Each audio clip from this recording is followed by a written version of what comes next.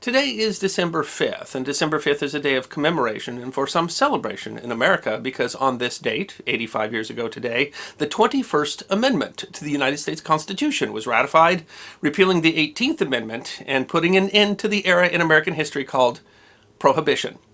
Prohibition didn't actually end right away. The change wasn't effective until December 15th, and states could still prohibit the production, distribution, and sale of alcohol. But still, December 5th is a special day called Repeal Day that some Americans celebrate appropriately by hosting a cocktail party. And Repeal Day offers a great opportunity to talk about that era in American history where the illegal sale of alcohol fueled criminal enterprises and corrupted our politics. And at one time, bootleggers became both famous and infamous. And perhaps no tale of the bootleggers is more sordid than the story of a gang war that erupted in an already troubled southern Illinois, a gang war of which the Senate Special Committee to investigate crime and interstate commerce in 1950 said reached a peak in bloodiness unparalleled in United States crime history. It is history that deserves to be remembered. The southern third of Illinois is sometimes called Little Egypt, a name possibly derived because the borders of the southern part of the state are derived from major rivers somewhat like the Nile Delta. With the exception of the St. Louis suburbs on the east, it is largely a rural area of farmland and coal mines. It's not what you might think of as a place where violence would be common and far south of the notorious gangland of Chicago. But Little Egypt has a sordid past. A family feud in Williamson County in the 19th century called the Bloody Vendetta resulted in at least 8 murders. And labor unrest at coal mines led to bloody conflicts that were both labor and racially charged, as mine companies often used black workers as strikebreakers. Notably the 1922 Heron Massacre in the town of Heron in Williamson County, where 20 strikebreakers, company men, and mine guards were brutally murdered. The town was known as Bloody Heron for years after.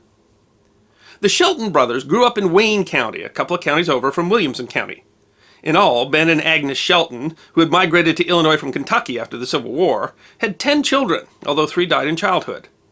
The Sheltons could be trouble. 2 of the brothers, Earl and Carl, were jailed in 1915 over a plot to rob a friend, where Earl had, apparently, borrowed the $5 used to buy the gun to commit the robbery from the friend who they then robbed. With the passage of the 18th Amendment in 1919, 3 of the brothers, Carl, Big Earl, and Bernie, who was also called Red, who had worked a number of jobs including driving a cab and coal mining, found opportunity. They operated a tavern in East St. Louis and had a knack for successfully bringing liquor or bootlegging up from the south for the illegal saloons and speakeasies of the St. Louis area. Their success was partly due to their connections throughout southern Illinois, but they were a good team, with smooth-talking Carl as the front man and short-tempered Bernie as the enforcer. Their liquor sales provided them with enough money to bribe public officials, eventually controlling much of the crime in Little Egypt, with virtual impunity from the law. In addition to bootlegging, they had their hands in gambling and prostitution and crimes such as auto theft and, at least allegedly, bank robbery. Their connections through southern Illinois brought them in contact with another man taking advantage of the opportunities offered by Prohibition, Charlie Birger. Born in Russia in 1881, Birger's family had immigrated to the St. Louis area before the turn of the century. He had been a newspaper boy for the St. Louis Post-Dispatch, and his cart is still preserved at the Franklin County Historic Jail Museum in Benton, Illinois. Birger had served in the Army and the cavalry, and possibly been a bronc buster in South Dakota before returning to Illinois. He had gotten into bootlegging running an establishment in Ledford, Illinois, in Saline County, that provided refreshment, entertainment, and comfort to miners in the area. Despite being a bootlegger and running a brothel and gambling parlor, he was well liked in the area. He lived in nearby Harrisburg, where he was known to be generous and gregarious. He threw coins to children and donated to local charities, especially the police. Once, while jailed on an auto theft charge, he managed to procure 2 small donkeys somehow while in jail, and gave them to the police chief's 2 sons. Although often on the wrong side of the law, he was well liked in the area. But he did have a dangerous streak, although he managed to avoid charges for at least 2 killings as being justified by self-defense. Charlie Birger was famously quoted as saying, "I've killed many men, but never a good one." The former was certainly true, the latter a matter of opinion.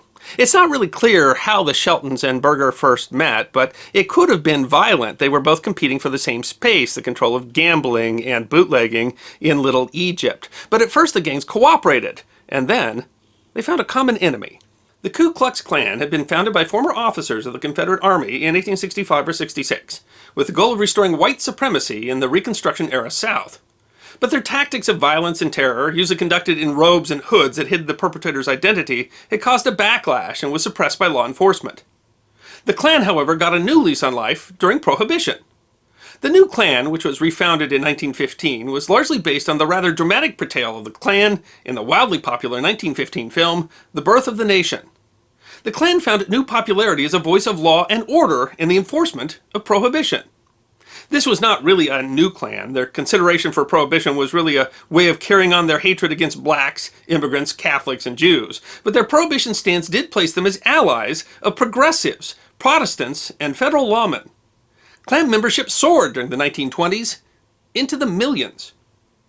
Little Egypt was fertile ground for the new KKK. Bootlegging was largely associated with immigrants who were already viewed with distaste by a largely Southern and Protestant population. Much of local government and law enforcement was in the pocket of the Shelton or Birger gangs, and there was a segment of the population that clamored for law and order and an end to the speakeasies, gambling dens, and brothels. The Klan brought in an agent, a former soldier and Prohibition officer named Glenn Young, to clean up the area. Young's authority was not clear, although he did often operate under court-issued warrants. He and his posse raided both speakeasies and homes of Italian and German immigrants who very often made homemade wine or beer. This put Young and the Klan at odds with the Birger and Shelton gangs, attacking both their businesses and their customers. The Shelton and Birger gangs started recruiting muscle and procuring arms to combat Young. This began a bloody conflict between mobsters and the Klan called the Klan Wars. Violent confrontations followed one after another, often requiring the involvement of the state militia to restore order. Criminal indictments for violence were common, but rarely pursued, as partisan juries could not bring convictions. Young survived an attempt on his life, probably by the Sheltons, that left his wife blinded from a shotgun blast, only to die in a shootout with a Shelton-aligned county deputy in Heron in 1925. But the Klan became a victim of their own tactics, with their supporters repulsed by the violence and heavy-handed tactics of men like Glenn Young. The nation became disillusioned with Prohibition, which had brought violence rather than peace. By 1930, Klan membership had dropped from a height of as much as 5 million in 1925 to just 30,000. On primary election day, April 13, 1926, a pro-Klan poll watcher in Heron tried to challenge some Catholic voters. The argument turned into a brawl, and the brawl turned into a gunfight in which 6 people were killed, and the militia again had to be called to restore order. No indictments were issued, no witnesses would come forward. It was the last gasp of the Klan Wars in southern Illinois. The nation was turning against Prohibition, and the Klan had lost its appeal. But that did not bring peace to Little Egypt. The Shelton and Birger gangs were now competing for space in the resulting power vacuum. It's not clear exactly what caused them to split. Some say it was an argument over splitting gambling receipts. Others say it was because some Shelton-aligned men robbed a friend of Birger's. But both gangs had become large and heavily armed as a result of the Klan Wars, and that force was turned against each other. Tit-for-tat shootings, murders, and bombings became common. The gang war had bizarre escalations. The Sheltons converted an old gas truck into a sort of armored car that they called the Tank. Birger responded by armoring a vehicle of his own. As Birger's Williamson County headquarters, a speakeasy called the Shady Rest, was well defended, the Sheltons escalated by using a mix of bribery and coercion to get a traveling barnstormer to take up a gang member in his Curtis Jenny airplane and throw bombs at the hideout. The makeshift bombs missed, although one version of the story says that a bulldog was killed. The joke was on the pilot. In exchange for flying the plane, the Sheltons had given him a car. It was stolen, and the hapless barnstormer spent a year in prison for auto theft. Some claimed this to be the first aerial bombing in U.S. history. The Birger gang hatched a plot to kill Big Earl Shelton while he was in the hospital with a fever. The assassins wore dresses, thinking it would be easier for ladies to sneak into the hospital, but they missed their chance. There were so many threats on Charlie Birger that he took to wearing an armored vest. The people could not count on the police to provide law and order. The police and local authorities were either cowed or in the pockets of the gangs, and the governor was not interested in sending in the militia yet again. Birger seemed to gain the upper hand when, through his own testimony and that of some of his associates, he managed to get the Shelton brothers convicted in federal court of an unsolved 1925 mail carrier robbery and sentenced to 25 years in prison. For a while, Birger had a free hand in southern Illinois, but the tables turned when one of the associates turned on him, recanting his testimony and implicating Birger in the murder of the Shelton-allied mayor of West City, Illinois. The Sheltons were released, and Birger was arrested. Charlie Birger had managed to escape legal jeopardy before with only light sentences, but not this time. He was tried in Franklin County, one he didn't control, and was convicted and sentenced to death. While the official means of execution in Illinois at the time of his sentencing was the electric chair, Birger was sentenced to be executed with the method in use at the time that the crime was committed. The sentence was that Birger would be hanged by the neck until dead, dead, dead. The sentence was carried out April 19th, 1928. His last words were, reportedly, "It's a beautiful day."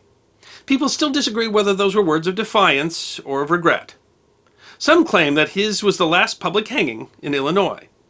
500 people witnessed the execution. A ticket was required. For a while, the Shelton brothers owned organized crime in East St. Louis and Little Egypt, but after prohibition was repealed, they didn't have as many ready funds with which to bribe local officials. When they became involved in union politics and implicated in the murder of a union leader, law enforcement finally threw them out of East St. Louis. While St. Louis crime organizations took over the rackets in the East St. Louis area, the Sheltons remained in control of gambling and prostitution through much of Little Egypt, eventually dominating lucrative enterprises in the Peoria area. On October 23, 1948, Carl Shelton was driving in a war-surplus Jeep near his farm in Wayne County, Illinois, when he was ambushed and met by a hail of bullets. His body was riddled with 25 bullet holes. The assassins were never identified. His brother Bernie took over the business, leading the gambling in Peoria, but after a couple of assassination attempts, he was killed in July of 1949, shot with a high-powered rifle, and once again the assassin was never identified. Some people claim that it was a former gang member of theirs named Buster Wharton who had become a gang leader in St. Louis who had ordered the assassinations. Others claim that it was a local man named Charlie Harris who had a beef with the Sheltons. Their oldest brother, Roy, who had largely stayed out of the family gang business, was murdered in May of 1950, shot while driving his tractor on his farm. The last of the Shelton brother gang leaders, Big Earl Shelton, was shot twice in assassination attempts, but survived both attempts and moved the family to Florida. He died there of natural causes in 1986 at the age of 96. Charlie Birger and the Shelton brothers have an interesting legacy in southern Illinois where their exploits are passed on as family stories. Like many bootleggers at the time, some view them romantically as essentially heroes, Robin Hoods who were just serving a public need, and others remember them as the ones who protected them from the prejudices and depredations of the Ku Klux Klan. But like other bootleggers of the era, they were also cold-blooded, brutal killers. There were so many shootings and murders in Williamson County in the era that it became known as Bloody Williamson. More than 40 people were killed in the gang wars in Little Egypt in the 1920s. I hope you enjoyed this episode of The History Guy, short snippets of forgotten history between 10 and 15 minutes long. And if you did enjoy, please go ahead and click that thumbs up button. If you have any questions or comments or suggestions for future episodes, please write those in the comment section. I will be happy to personally respond. Be sure to follow The History Guy on Facebook, Instagram, Twitter, and check out our merchandise on teespring.com. And if you'd like more episodes on forgotten history, all you need to do is subscribe.